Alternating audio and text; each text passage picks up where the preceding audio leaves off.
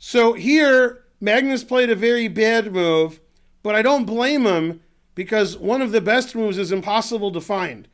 Now, White just played rook d3 because I said so. He wants to play rook g3 and give mate. Now, that might look like a brute force kind of caveman mate, but you didn't see Carlsen Dominguez, where he played for Scholar's mate. So, no. All right. So the engine says queen f8 is one of the best moves, defending the g7 pawn. Also, rook d5 is good. Bishop d5 is good. Okay. Magnus played a terrible move. Queen e7. Okay. And in real life and in chess, don't walk into a fork. Terrible. Okay. So the fork, obviously, and the pass pawn, it's over. So this looks like a game that Magnus would have white and get a pass pawn and win. But Magnus isn't playing like himself this turn. He's playing like me. So his score's not very good. Okay, so his queen's hanging and his rook's hanging. So he took. Now we get a little Zwischenzug. Little Zwischenzug. Yeah, and then this pawn's ridiculously strong and white's just winning. So that was really, really bad chess understanding for Magnus, which is weird. Because, I mean, that pawn, man, and then some. Okay, now normally if Magnus is worse, which is pretty rare, he defends pretty well. And this is the problem with being the world champion and the highest rated player for so many years, is you're not used to being worse. Now, I'm always worse, so I got no problem. Okay, so Magnus's defense isn't very good. The engine wants him to play queen c5, makes sense. He retreated, which I can't complain about. Okay, bishop threatening checkmate. Now Magnus is still the world champion, so he never plays f6. No, you can't do that. That's f6. Terrible. Right, Archer? Archer says yes. 999. R.A. Kelly, you left yesterday before I could donate. Correct. My stream stopped working. Thanks for the donation. Now you can donate later and make up for yesterday. Okay. So Magnus played the computer move, queen g5. And then we have another Zwischenzug, c7. God damn. Okay, so the rook has to move. Rook d5, no good. The engine says boo, and the engine can't even talk. Okay, the best move is rook c8 blockading with a very passive rook. Magnus doesn't play passive like that. He plays active. That's the way the GMs do it. Okay, now White doesn't want to trade queens because this pawn's pretty well blockaded. Black has a passed pawn. Black's king isn't as safe as White's king. White's got all these pieces that could potentially attack his king, and White's king is... So he played queen e4 check. That's the best move. And then Magnus insisted on trading queens. Queen g6. And Ding said, Ish don't think so. Now this is a fantastic move from Ding. Fantastic. Queen b4. Why is it fantastic? Well, if the rook takes the bishop so that we leave the back rank and try to play mate, he stops that mate. Okay, so that's number one. Number two, there's going to be very soon a threat of queen takes knight and queen. There's not that threat yet because of back rank, but once I get luffed, this is in the offing. So he has to play knight c8, but he played queen d3, another blunder. Terrible. Knight c8 was forced, at least still lost. Okay, now the engine plays the explosive c4. Excellent move. Okay, but Ding plays the practical move, h3, making sure he never gets mated, because the game's over. Again, Magnus tries to trade queens, queen e4 check, and Black's king is too exposed. So now he's going to lose on the king side, and he's losing on the queen side. Center's not looking too good either. Okay, now as you all know, except you don't know anything because you guys forget everything I tell you, I always say queen and bishop is better than queen and knight, even though the books you read and your teachers who aren't very good at chess told you queen and knight is better. Alexander Botez is rating with a party of 484, very palindromic, right? Yeah. Archer agrees. Mm-hmm. That's the biggest rate I've ever had. And one time we had 100 cops come in here and put me in handcuffs, and that was still not as big a raid. The 484, god damn, that's a big raid. And Alexander's probably here, and I was telling them about our upcoming big match. It'll be the biggest, okay? And I would never say anything detrimental about any other chess player. You know me. And Spencer said knight odds, and I said no, rook odds. Then he said that's easier. Okay, so Alexander, you have to spot me a rook.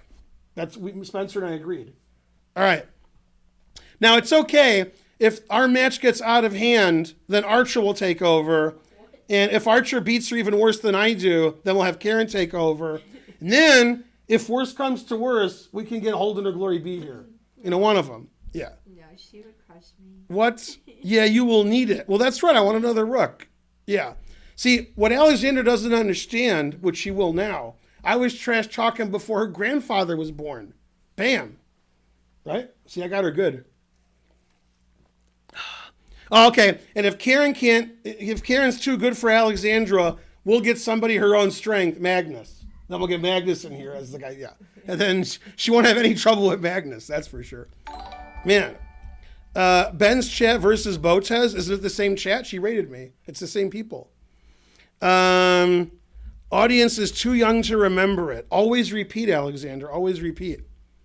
Do you have any details about our match you can share in the chat? And that way I would know them too. Also, we should definitely play the match on my birthday, September 6th.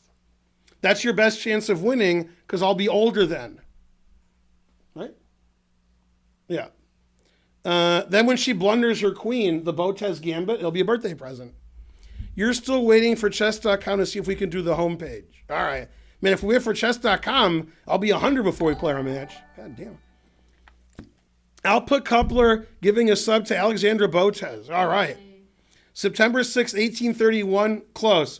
It was actually 1837, the year that Michigan became a state. Right, you knew that, right, Karen? Mm-hmm. Right. Also, what year did Detroit become a city? The answer, 1701. And the founder of Detroit was Antoine de la Mothe Cadillac. You can't make that stuff up. I mean, I could have made it up, but I didn't. Will there be trash talking?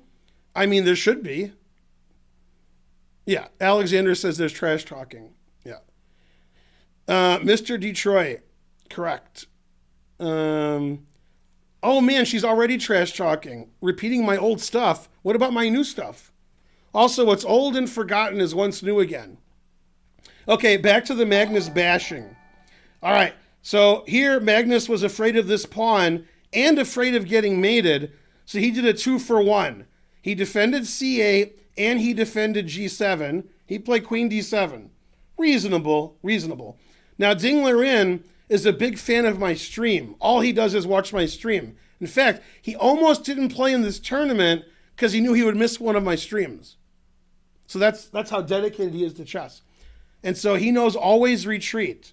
So Ding played bishop d4. Okay, and that leaves the way for the rook and the queen and the bishop. Maybe I'll take that knight and make a queen. Very good move. Okay, knight c8, making sure the pawn never queens, but also making sure the knight is no good. Queen g3, putting pressure on g7. And this looks like Magnus is white. White's putting the pressure on, and black is just standing there like a doofus. Now, if it was white's move, white could probably play rook takes e6. Then if queen takes e6, queen g7 mate with advantage. Okay, so Magnus didn't like that variation, so he played rook d6 defending his pawn. Always retreat. Notice, Magnus goes to the Ben Feingold school of chess. Might explain why he's losing all of his games. He's retreating every move. Queen d7, knight c8, rook d6. Always retreat. Okay, conversely, Ding Liren goes to the Ginger GM school of chess. So what move did white play based on that? H4. H4. Bam. Okay, he's going to play H5, Queen G6 check, GG. As in the famous game G versus G. Now the problem with taking this pawn, which a lot of you want to do, is rook takes E6 again. And then black gets checkmated shortly thereafter. So he played rook C6, rounding up the pawn, or so he thought. H5, uh-oh, here we come again. Walking down the street, we get the funniest looks from every world champion we beat. Right, Archer? Yeah. Okay, Archer agrees. Now you can't allow queen g6 check. The engine retreats further, but Magnus plays queen f7. Ding defends his pawn. And now it's pandemonium. I haven't seen domination like this since... Oh, wait, I can't say that because Archer's in the room. Oh, well. Let's see, back to the chat. Blah, blah, blah. Why is rook takes c6 a threat? Because after rook takes d4, I play the Zwischenzug queen g6 check and rook e8 check. And then, as we say in the business, you get beat like Botez. That's, because it's alliterative. Yeah. Okay. So, knight b6. And now, this is good. This is good. This is good. As we say in India, this rook is doing Vishwanathan. Okay. So, should he get the rook down here? Should he get the rook down here? The answer is fries. Okay. He played rook a1. All moves win. Doesn't matter. And then Magnus finally got active. Knight c4. Too late. Okay. Now, he was hoping that white would queen, and then he would perpetual on the bubble up. So the idea behind queen is if you take it, I play mate. So it looks like queen wins, but then Magnus has perpetual.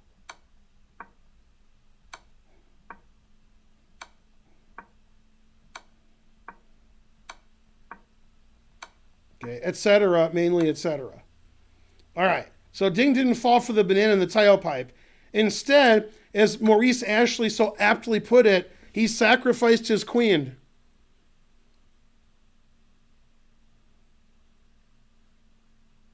All right.